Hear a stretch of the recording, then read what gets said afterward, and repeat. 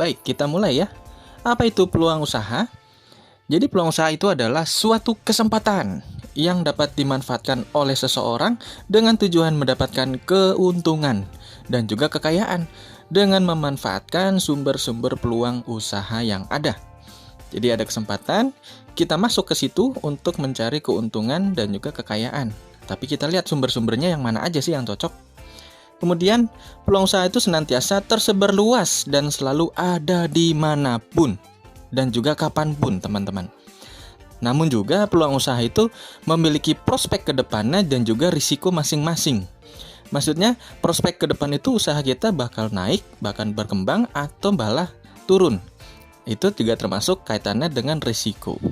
Kemudian, peluang usaha yang dipilih juga harus memperlihatkan atau memperhatikan risiko dari usaha tersebut. Kita sudah menetapkan peluang apa, kita juga harus memperhatikan risiko ke depannya. Misalnya, peluang usaha membuat warung makan. Risikonya apa? Saingannya banyak, teman-teman. Peluang usaha di musim kemarau. Kita buat es kepal Milo atau es buah atau es yang lain. Saingannya juga banyak. Belum lagi kalau kondisi buahnya nggak bagus. Belum kalau es batunya mudah mencair. Nah, peluang-peluang usaha tersebut memiliki risiko, tetapi bagaimana caranya risiko itu kita antisipasi. Berbicara tentang sumber peluang usaha, sebenarnya ada banyak teman-teman. Tapi di video kali ini saya akan sharing 4 sumber peluang usaha yang bisa kita pelajari dan kita jalankan. Yang pertama dari diri sendiri. Bisa dari hobi, bisa keahlian maupun juga pengetahuan dan pendidikan. Ketiga poin ini bisa kita kombinasi teman-teman. Karena banyak sekali sekarang konten kreator itu bermunculan di YouTube. Salah satunya untuk menyalurkan hobi dan juga proses kreatif kewirausahaan muncul di situ. Kemudian dari lingkungan. Ada usaha orang tua, bisa kita teruskan dan kita jalankan.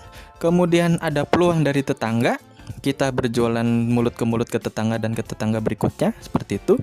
Ada juga lingkungan teman sekolah. Misalnya kalian berjualan pulsa, berjualan alat tulis, berjualan snack, tapi juga tetap memperhatikan peraturan sekolah yang berlaku ya teman-teman. Kemudian ada juga lingkungan teman bermain. Bisa jadi kalian mempunyai teman atau rekan, bisa saling sharing di situ. Yuk, follow IG gue. Gue mau jualan produk ini nih. Nah, banyak sekali sekarang seperti itu ya, saling sharing, dan itu sangat bagus teman-teman untuk mensupport wirausaha teman-teman kita. Ada lingkungan media sosial. Dari produk kita jual, alangkah lebih baik kita pasarkan melalui media sosial supaya tidak kenal waktu dan tempat orang bisa melihat produk kita. Sumber yang ketiga adalah perubahan. Ada perubahan gaya hidup, di mana orang pada saat ini butuh semua hal yang serba praktis. Kemudian perubahan teknologi dan komunikasi, apalagi di saat pandemi ini orang butuh sekali yang namanya kuota internet maupun juga provider, wifi, dan sebagainya. Kemudian ada perubahan lingkungan. Nah, lingkungan ini berkaitan juga dengan tren yang terjadi saat ini. Perubahan musim bisa dikaitkan dengan cuaca atau juga musim yang sedang tren ya. Misalnya musim kemarau kita jual produk yang serba dingin, musim hujan kita jual produk yang serba hangat. Musim apalagi? Musim buah ini misalkan lagi panen, buah mangga, buah jambu, buah belimbing, kita bikin jus atau kita buah-buah itu kita salurkan kepada seller-seller jus yang ada di sekitar kita. Dan perubahan yang berikutnya adalah tingkat kebutuhan. Orang lagi butuh apa sih sekarang ini? Butuh kuota internet, butuh relaksasi, butuh refreshing di saat pandemi. Nah, kita bisa buat apa untuk merefreshingkan orang-orang? Sumber peluang yang ketiga tadi tentang perubahan, dan sumber yang keempat adalah dari konsumen. Bisa kita mendengarkan saran ataupun juga keluhan-keluhan konsumen. Ya, banyak sekali. Kalau kita sudah melakukan penjualan produk, pasti ada komentar dari teman-teman kita, dari rekan kita, ataupun semua orang yang beli. Kak, boleh nggak Kak ditambahin toppingnya? Kayaknya rasanya lebih enak kalau ditambahin bla bla bla bla. Akhirnya kita modifikasi produk kita. Disitulah proses to modify. Kalau kita sudah memilih salah satu sumber atau beberapa sumber peluang usaha, kita harus melakukan atau mengadakan unsur peluang usaha. Yang pertama adalah pengamatan pasar. Pasar ini bukan berarti tempat untuk berjual beli, tetapi konsumennya. Siapa pasar kita? Siapa konsumen kita? Ini lebih cocok makanan ini dijual ke siapa sih?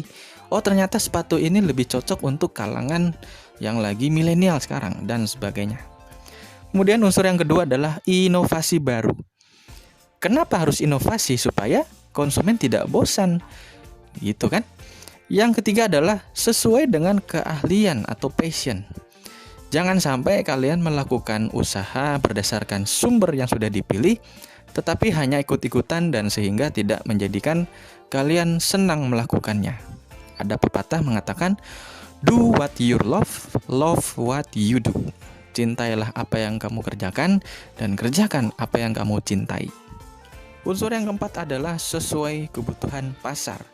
Maksudnya adalah sesuai dengan apa yang diminta, apa yang diminati oleh pasar, apa yang diminati oleh konsumen kita, ataupun juga calon konsumen kita seperti apa. Jangan sampai kita menghadirkan produk, tapi malah nggak dibutuhin oleh orang kan.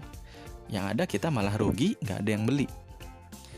Sumber yang kelima adalah koneksi atau relasi. Ini sangat penting teman-teman. Karena di wirausaha ini, kita bukan lagi yang namanya itu bersaing ya, meskipun ada pesaing. Tapi kita lebih baik kita berkolaborasi sehingga produk kita itu bisa terpromosikan dengan baik dan juga otomatis usaha kita akan berkembang. Koneksi atau relasi ini bisa antar teman, antar perusahaan atau antar pemilik-pemilik usaha yang lain yang bisa kita ajak untuk berkolaborasi. Kemudian, unsur yang keenam adalah tren usaha. Jelas, produk kita harus sesuai kondisi dan juga musim. Kalau produk kita tidak sesuai kondisi dan musim, ya sama tadi, tidak sesuai dengan kebutuhan pasar. Meskipun kita mengikuti tren, tapi kita juga tidak terbawa arus, hanya sekedar ikut-ikutan saja ya. Gitu. Kemudian unsur berikutnya adalah amati kekurangan produk yang ada. Maksudnya gimana sih? Produk yang ada di pasaran itu kita amati, kemudian kita cari kekurangannya apa sih? Oh, ternyata kurang ini, kurang itu. Sehingga kalau kita membuat produk yang mirip, kekurangan-kekurangan tadi kita hilangkan dan kita modifikasi maupun kombinasi untuk memperbaiki barang dihasilkan. Akhirnya barang kita sesuai dengan permintaan pasar. Dan unsur yang kedelapan adalah pemanfaatan produk perusahaan lain. Produk perusahaan lain ini adalah produk-produk yang kita beli sebagai bahan baku ataupun juga bahan pembantu untuk membuat produk kita.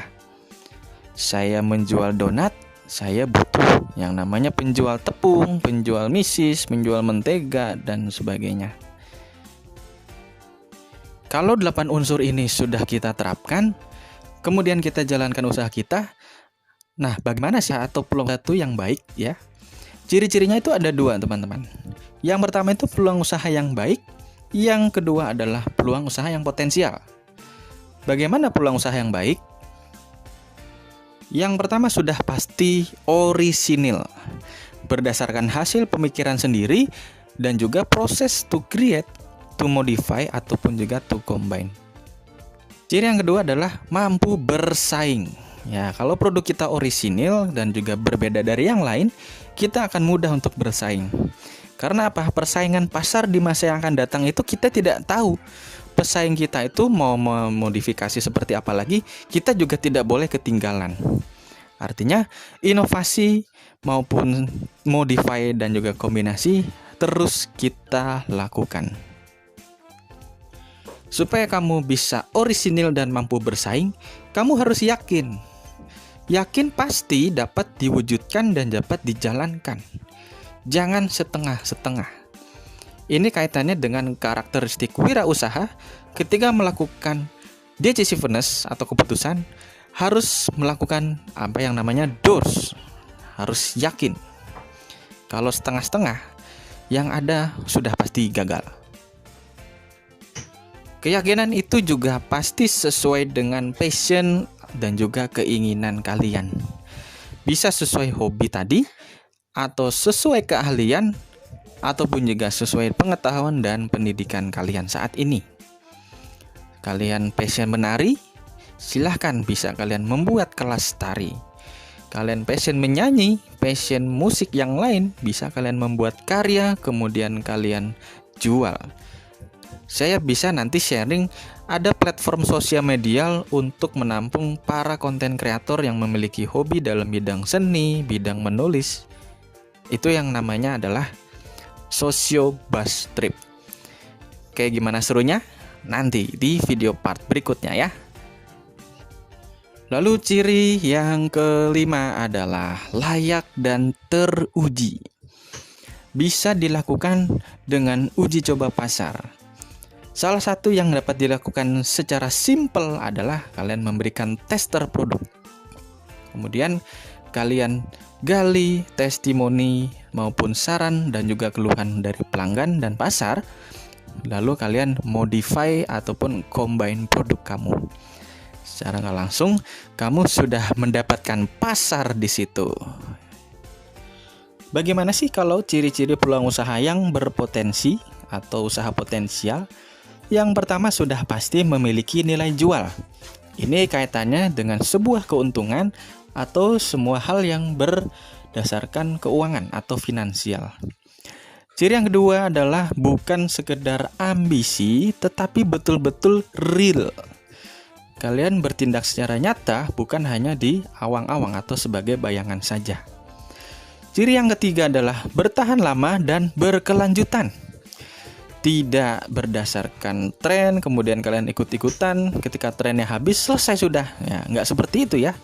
Jadi peluang usahanya itu untuk jangka panjang, untuk kehidupan usaha selamanya. Ciri yang keempat adalah bukan bisnis musiman. Nah, ini kaitannya juga tadi bertahan lama, sehingga kita harus memperhitungkan kondisi jangka panjang kita. Karena seorang wirausahawan itu visioner. Masa depan itu bisa kita tebak dari sekarang. Ciri yang berikutnya adalah skala usaha dapat diperbesar.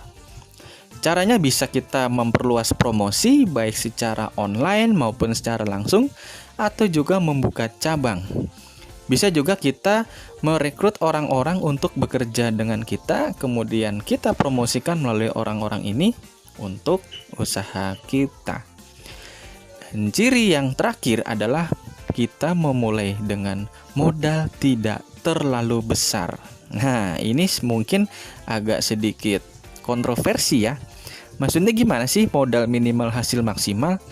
Kita betul-betul survei bahan baku, bahan-bahan untuk kebutuhan produk kita, baik barang atau jasa, seminimal mungkin.